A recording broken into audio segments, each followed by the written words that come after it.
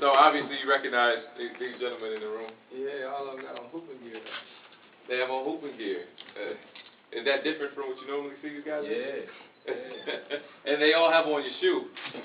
And you're seeing it multiple times in this room right now. I just feel to see your shoe out right now. Crazy, especially this shoe. I'm too excited about it. Okay, well everybody has been so glad to see you healthy, and I don't know if you guys were here or made it in, but that win last night, in case you guys don't know, we came back from a 23-point deficit, the biggest comeback in our team's history, and you played a big part in that last night along with Marcus Thornton. How was it having those guys on there and being down and coming back from that adversity of a 23-point deficit? It was cool because for anybody that watched it or you was here, we used to get smashed in the first half, and what was it? It was before we ran out on the court for the second half. Me and Trevor Ariza was sitting there, and I looked over at Trev. I said, Trev, no way we can lose this game. You know what I mean? It sound crazy, you know, but we found a way. And right before D West threw me the inbound to start the third quarter, I went and told him. We can't lose this game. It's gonna be up to us. And luckily, we found a way. Seems like everybody had their mindset last night, so great comeback. Just to be there and witness it. So let's get into the shoe. You and Jay have been working together for a while now, and your franchise with Jordan Brand. What has been unique about this process compared to the other three shoes? Obviously, he's the evil genius coming to us from the TV right now, but what else? What else besides the distance and your schedule has been different? I mean, Jay may just be crazy with it. Y'all sneakerheads know, but it's crazy to see the evolution from my first shoe. I was telling one of my teammates about it today. You know, when my first shoe came out, I thought it was the best thing ever. Like, you can't top it. Right. You know, and the second one came out, and I thought the same thing, and it just keeps on happening. And I think a lot of times guys just think that you're playing and your shoes don't matter. And it was Willie Green today in the locker room. I was explaining to him the different things on the side of my shoe that helps me when I run at a guy real fast and I want to pull back the crossover. You know, and all these different things. Jay May watched me play and learned all those different things about me, and believe it or not, it gives me a little edge. Because if you watch in the 07-08 playoffs, at one point, you know, I would slip and I would slide here and there, and now none of that happens. You know what I mean? Like, he made so many different adjustments in my shoe that I almost had to change my game just a little bit because it makes me stop too quick. Too quick sometimes, but that's the fun thing about being a part of the brand and having an opportunity to work with Jay May. And Jay, can you show them the robot one more time? The guys were flipping out when they saw this. Yeah. You remember seeing this? Gundam? What? That's you. World. Have you seen that? No, I ain't seen that. It's coming your way for Christmas, man. Wow. You crazy about them toys and all those different type things. He was saying that some of the inspiration behind that robot and just different things, and just seeing that, just can you see where the unrealistic ideas become realistic in between the process of brainstorming for the actual shoe? I couldn't, and that's why I play basketball. And that's why I leave that to Jay May. But we talk on the phone, and you know, it's crazy because I remember the first meeting about each shoe. And how he would break it down to me and tell me how this relates to my game and explain the design process and what we're trying to do, what new we're trying to bring to the shoe, and it's amazing. And like I say, that's why I play basketball, and that's why he is as talented as he is. When's the first time you heard the word Haji line? Jay May. Jay May? You the first person to introduce that to him? No question. It sounds like something he could invent. Yeah, it was. You know, I thank him for it. My shoe was the first shoe to have it. Okay. You know what I mean? And all that's thanks to Jay May. Okay. Well, over the years we've seen and heard about many things off the court that have been an inspiration to you. What about the design elements in this shoe that help bring out your personality and just different things about Chris Paul? Because the first shoe we see, you know, they had every element on there. The second shoe, so on and so forth. What about the fourth edition of the shoe? Well, has CP in it? I think my shoes have been great thus far, and they've all told a story.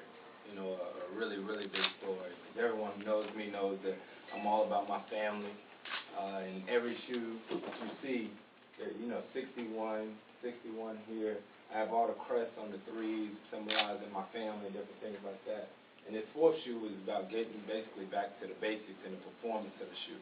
Okay. You know what I mean? About how can I get quicker on the court and different things like that. And I'm grateful for it because I just started wearing the shoe. And the crazy thing is that I don't get to start out the season in my shoes.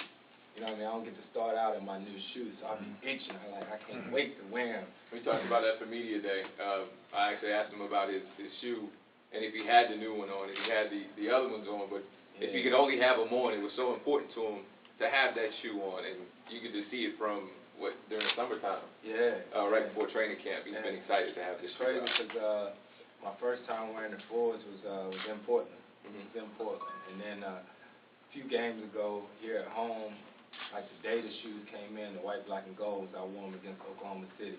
And I tell you, people think because you wear Jordan brand and you get all these shoes and different things like that, nothing like having your own shoes. And I'm sure the other guys in the league can tell you, when you get that fresh pair of your new shoe or something like that, and you lace them up for the first time, you like a kid on Christmas. I mean, I couldn't wait. You know, you don't want nobody to step on your shoe, like that. And that's how I'm about these. I'm so anxious to get the opportunity to wear them now. You try and keep them clean on the court?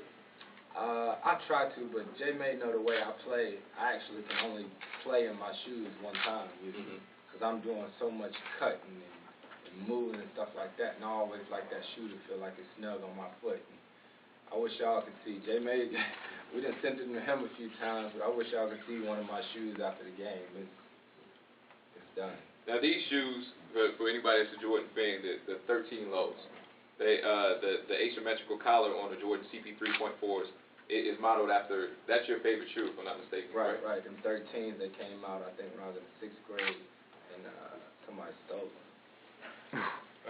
I went to go play intramural basketball, and I came back up, and they were stole out of my locker, and I'll never forget, because I got one of the worst butt whoopings ever.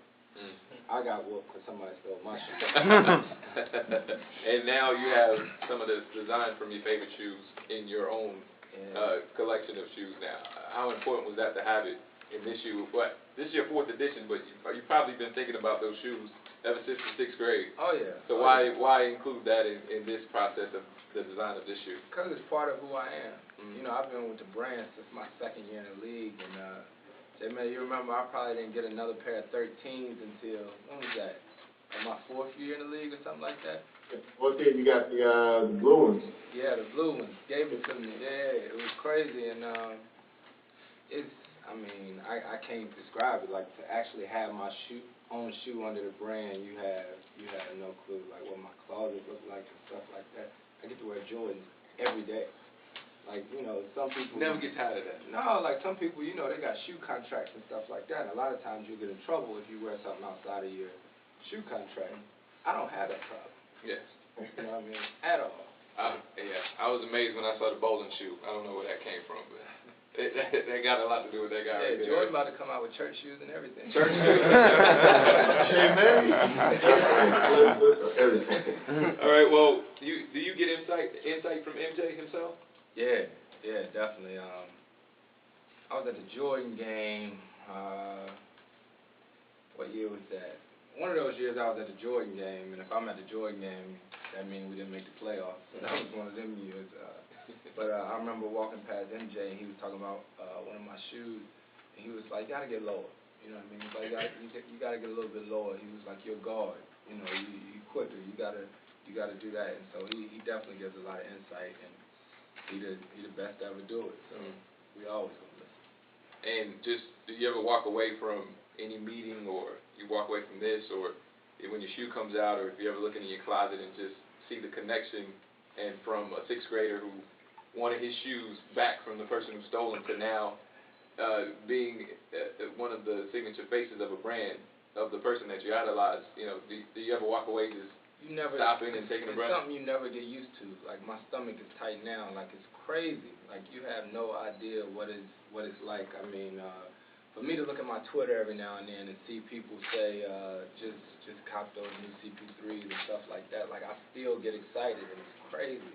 Like, I don't know, if I'm watching a college game on TV and I see a kid with my shoes on, or if I'm in the city and I'm walking around and I see a kid with my shoes on or with a jersey on or something, it's something that you never get used to. You know, people just be like, is it old now? It's something that never gets old. It never gets old, and I think I just always realize how blessed and thankful I am every time I see it, because it's one of those things you be like, why me? Yeah. You know what I mean?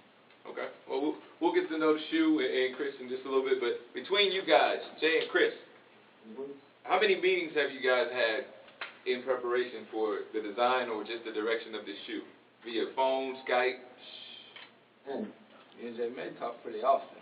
Yeah, I can't even count it. We usually talk we either text like maybe once every couple of weeks, or, you know, we'll see each other, you know, once every couple of months. It's pretty frequent. Like I said, it seems like it started way back, you know, when he got signed to Jordan Brand, and the conversation has just been ongoing since then. So it isn't like we take a break and then just start talking about the shoe. We always consistently stay in touch, and he tells me how the shoes are performing, you know, what's changing with his game, and then I try to think about that going forward in the next That has made my relationship with Jay May work so well also is that you guys know with anybody that you work with, if it's always just business, then there's no real connection, you know.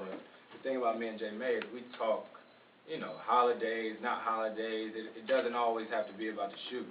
You know, I could have a good game or something like that. Jay May texted me, great game last night, stuff like that. And I think that's why it's worked so well for so long, in that I know he always has my back, and he's more than just the designer of the shoe.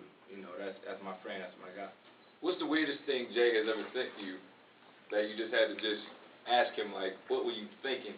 Or, I don't get it, or, looks good, but let's think about it. No, Jay one of them people that's very artistic, so he come up with some wild stuff, man. Jay, chime in if you know. he come in, I ain't no crazy, but I mean, one of the most interesting things he gave was those 11s. You know those 11s? Yeah. One like you and CJ. Yeah, he gave me and my brother a pair of 11s, and I got them in my closet. Okay. Got them in my closet at the house, and y'all know the 11s, the all white 11s, the patent leather ones or whatever. But going around it was a design, and if you just look at it, it just looked like just any kind of design. But the colors of it, you know, and I looked at the colors, and initially it didn't mean anything until he explained it to me. Where did it go? It went from green to like black to gold, and then to like purple, something like that. And it was basically the evolution of my basketball career. You know what I mean? And these are some 11s that you're not going to find anywhere, I guarantee you that. And it was, you know, from me in high school, which my colors was green and gold, to Wake Forest, all the way to the NBA. And then it had that blue on it, red, white, and blue on it too, for the USA team. So. Very creative. Well, thanks a lot, Jay. Stick around. Don't go nowhere yet. You might have to be late for that class. Yeah. Just hang out for a little bit. At this point, we'd like to open it up from questions for you guys, for Chris. Anybody? How many pair of sneakers do you own? Like, total from the Jordan brand? You never count? Nah, I ain't never counted. Because, man, we get boxes of shoes. It's crazy. It's crazy how many boxes of shoes we get on a regular basis. So what I do is, I actually live in a condo. I want a house so bad. I need a house that I can just be in and have everything there. But I only got so much closet space, so some of the shoes, I always look at them, and what I think I might not wear, I always put them in a box. And about every week and a half, 2 weeks, I go to practice and just take a whole bunch of shoes and sit them in the middle of the locker room and let my teammates go through them. And if they got little brothers, or a lot of times our ball boys and different things like that, a lot of them wear a size 12, because a lot of my teammates don't wear 12, so they'll get them for their family members. What's the last sneaker you bought? Hmm? The last sneaker you bought? Last sneaker I bought was mine. My shoes. I was in D.C. I'm telling you the truth. I was in D.C.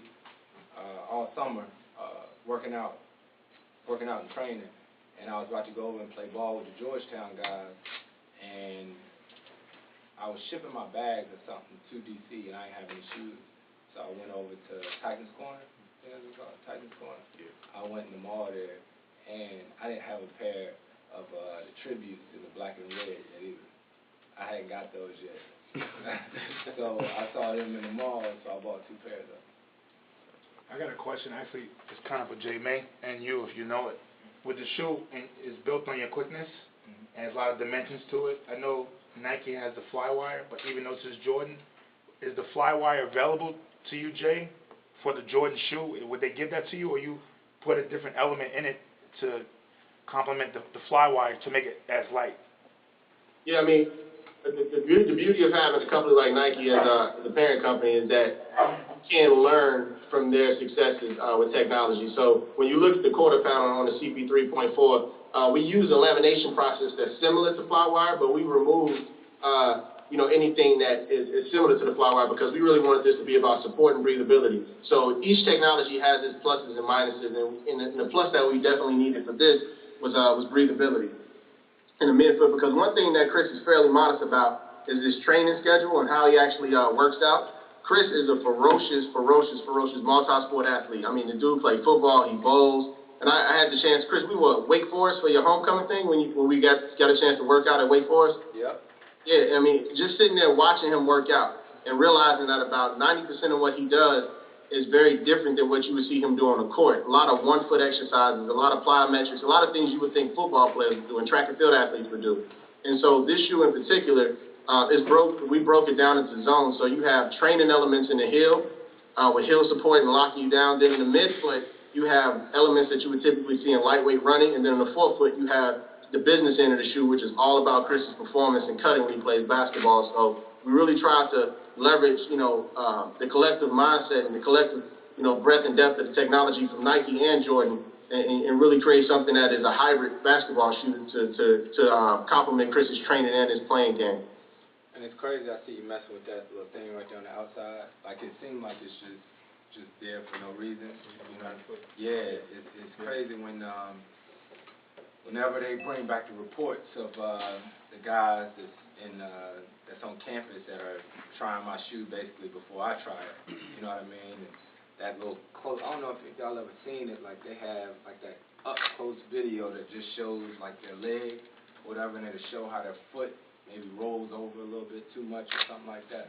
All that plays a factor in how quick I can get off the side of my shoe.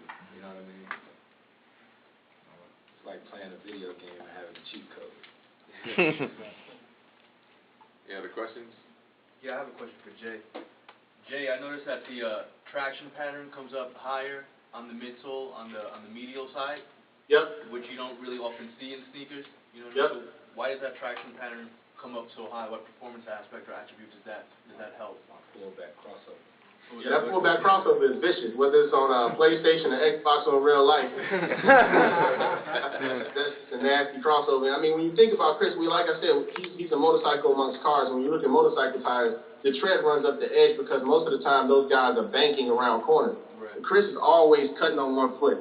So, it was crucial for us to give him traction at any angle that he lands on with that shoe. So we definitely wanted to make sure that he didn't slip, he didn't slide, he didn't fall. And, like Chris said, sometimes it makes him stop too quick, but better safe than sorry.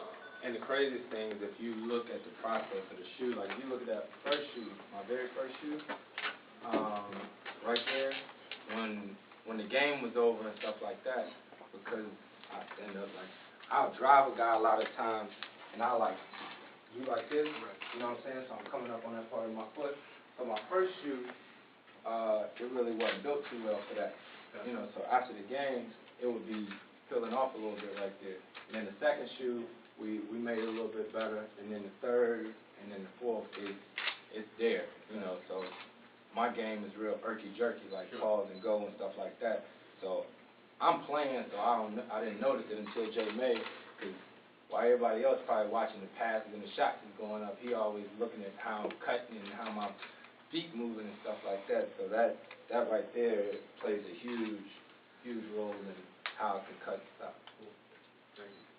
Yeah, take one more. These prototypes that you go through, like, you see it, you get it, but it's not ready, and then you put it on, and then you go out on the floor. How many times did it how many remixes did it go before you got to what you got now? How many for this one? Maybe 2 or 3, something like that? And Chris is real, he's real polite too. So when we take a silly sample, man, He's always like, oh, that's what's up. But usually I know when he gives me a compliment out the gate, I'm like, all right, we did something wrong, so I need to go back. So yeah, we did about 2 or 3. We usually do about 2 or 3 rounds. Got it safe enough for Chris to actually see and and wear it. And there's a lot of smaller pattern tweaks and changes in between, but generally it's about 2 or 3 that he actually gets to see and get a feel for.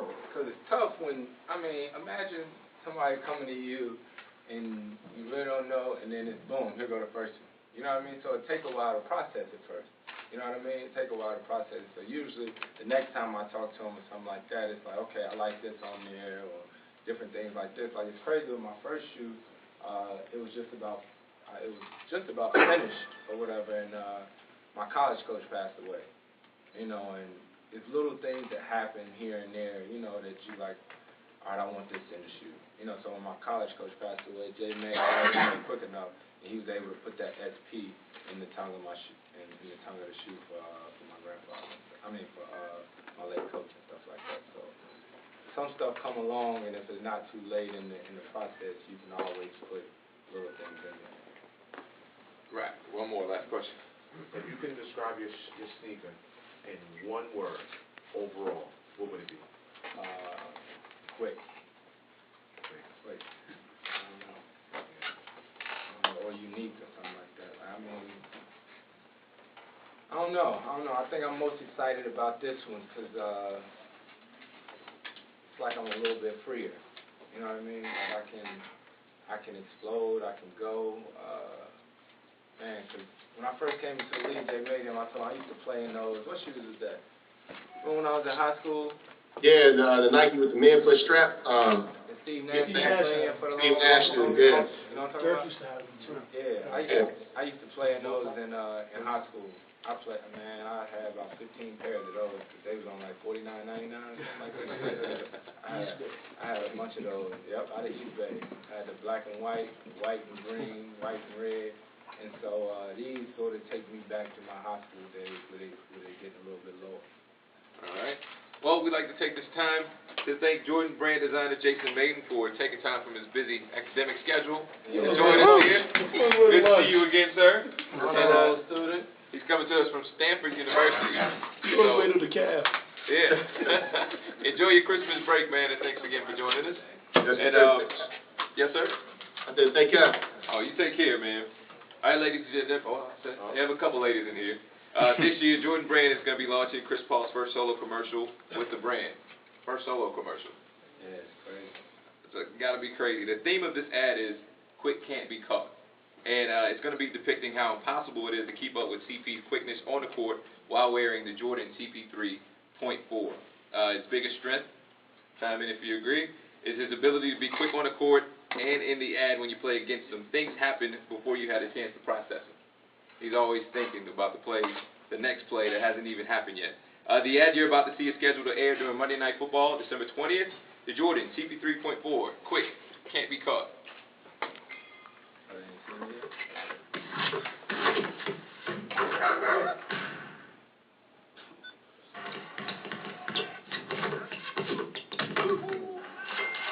Change.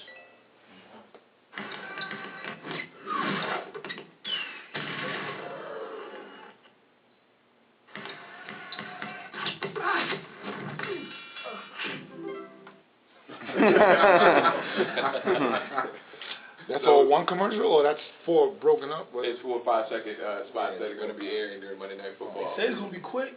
Quick. You want 30 seconds? How long did it take you to get that commercial? Yeah, how long did it take? 9 hours. 9 hours. Not so quick, huh? Like 10 seconds a clip. Well, Chris, man, we know you're getting ready for the game tomorrow, and big game from last night. You have a lot of things to do today, so we thank you for joining us here to talk about your shoe. You guys have been testing it out, bending it back and forth, but we think it's time for you guys to put those shoes to use.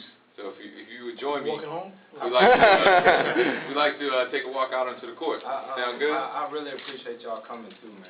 Like, seriously, words can't describe how much it means. So, this part was cool, but I'm very interested to see what happens out here. Look, have y'all ever watched the Skills Channel? Yeah, y'all watch it at All Star, right? And, and I used to. Ooh, my bad. We know.